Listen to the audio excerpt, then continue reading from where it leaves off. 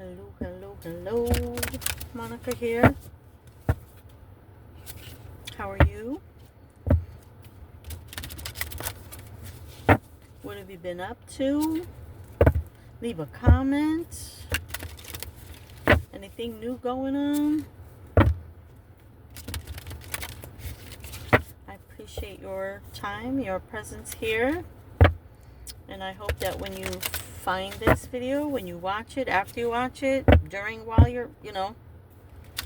you're watching, before you watch it, I hope you, your loved ones, and any pets you may have are all doing well. What's going on in your world? I have the Human Spirit Oracle, one of my favorite decks. One of my most favorite decks. I just love the artwork. Yeah, I love it. I love the emerald color edging, although some of the color appears to be slowly fading, but like with anything, like our bodies wear out. Spirit, angels, ancestors, and guides, give the collective what's necessary at this time, please and thank you.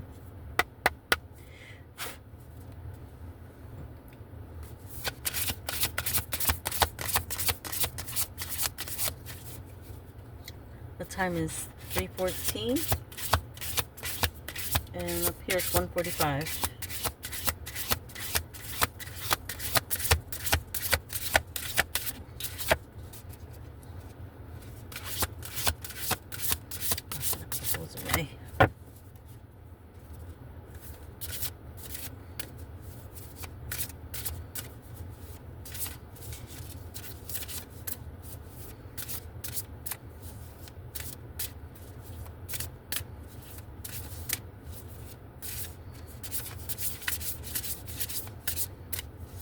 Spirit, are there any messages for the collective, please?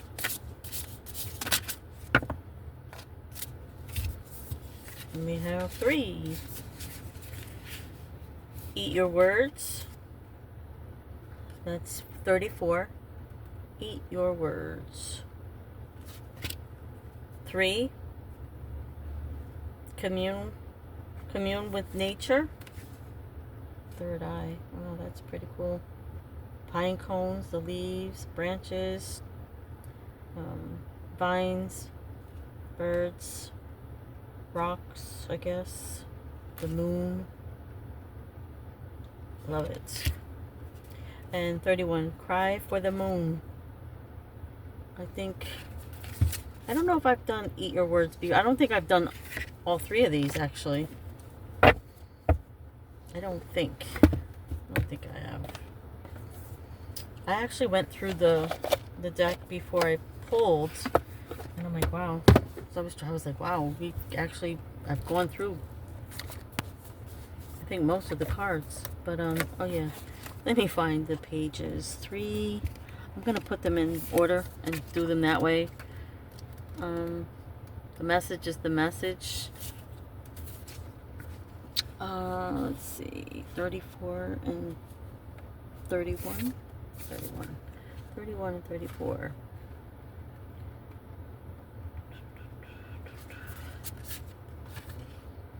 And I'm just going to read them. If I have any input, I will definitely add input, personal experiences, whatever comes to mind. So we have commune with nature, number 3. Does a deer poo in the woods? Let's go on a hike and find out. Of course they poo. Everything poos. Get off the phone and computer screens and take time to connect with the natural world, aka nature. When we are constantly connected to our devices, we lose that primal connection to the natural order. Mother Nature has given us everything that we need, but as a society, we have turned to materialistic things and technology. How true is that? I was just talking to a young man Actually, I had quite a few great conversations tonight. Quite a few. And they're always spiritual now. That's amazing. How many people are becoming spiritual, or either have been or are awakening to it.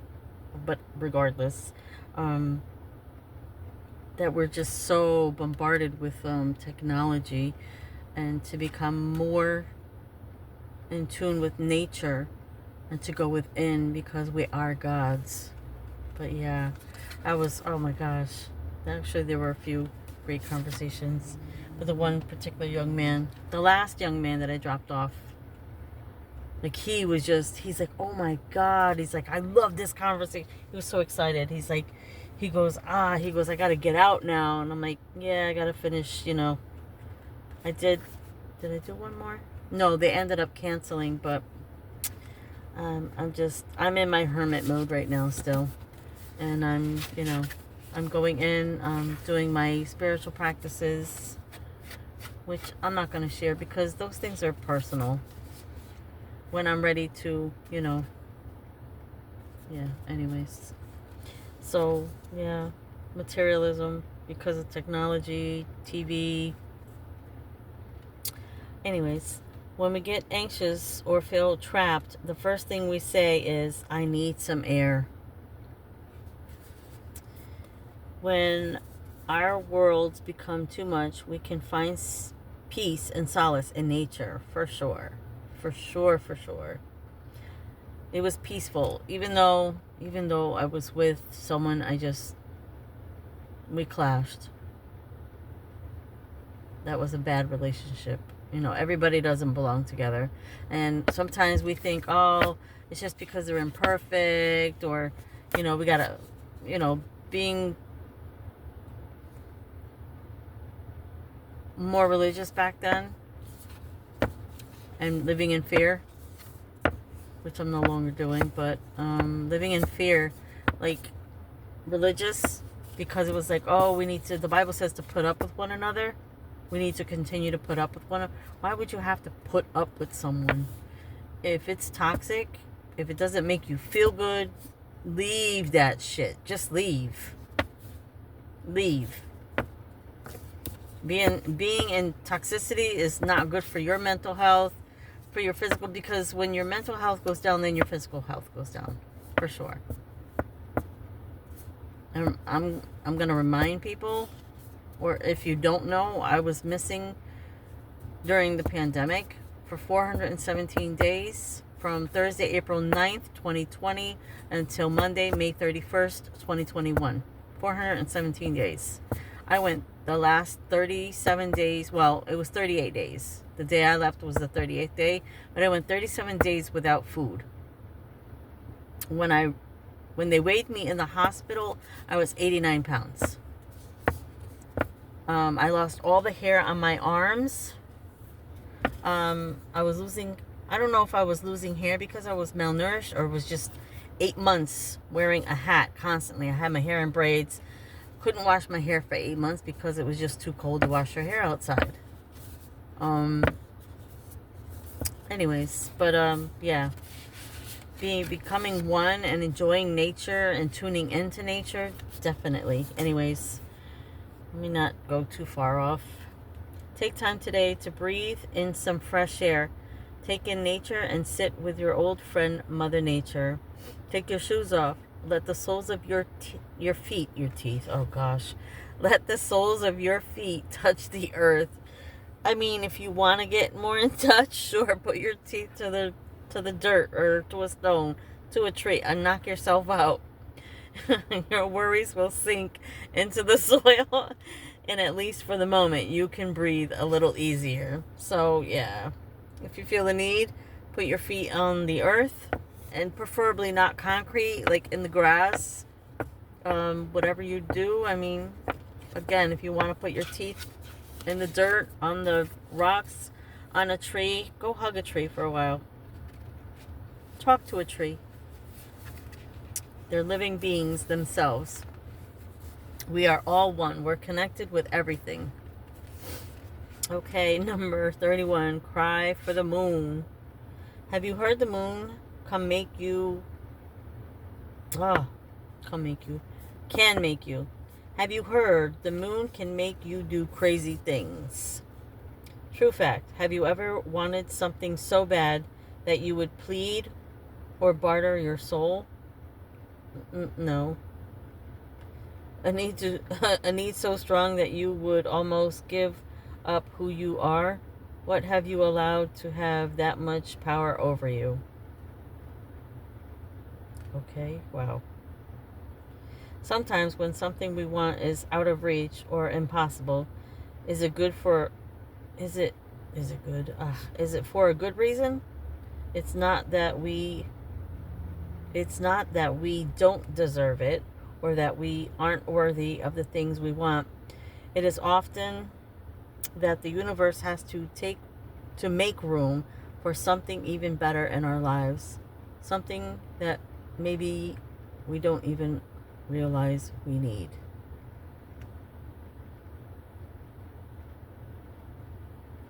No, I don't think I've ever. What did that say? Barter your soul? No, I don't know. I don't know. That sounds crazy, but I mean, I used to promise to God to, if you take this away from me or whatever, I'll do better next time. Do we ever do better? I mean, we're human beings. We're not perfect. We can strive to be perfect as we believe perfect is. But what is perfect? What is normal? I guess not being toxic. I don't know. Does it matter at this point? I don't think anybody's really striving to be perfect. But who knows? Maybe. Number 34. Eat your words. Hangry. You know when you get hungry and you're angry? Well, you better taste those words before you consume them. Sometimes all sorts of things come out of people's mouths. Maybe you think being smirky or rude is cute or funny. But here is the real. You never know what someone is going through. Everyone is going through something that is relative to them. And we never know quite how they will just digest your words. A kind word can go a long way in the era of Karen and Ken. So douse the words in sugar douse those words in sugar if you intend on eating them. Bitter words can make you cocky and gag. How true is that, though? Yeah. What is that saying my mother used to say? Be careful of the words you speak. You never know from day to day which ones you'll eat.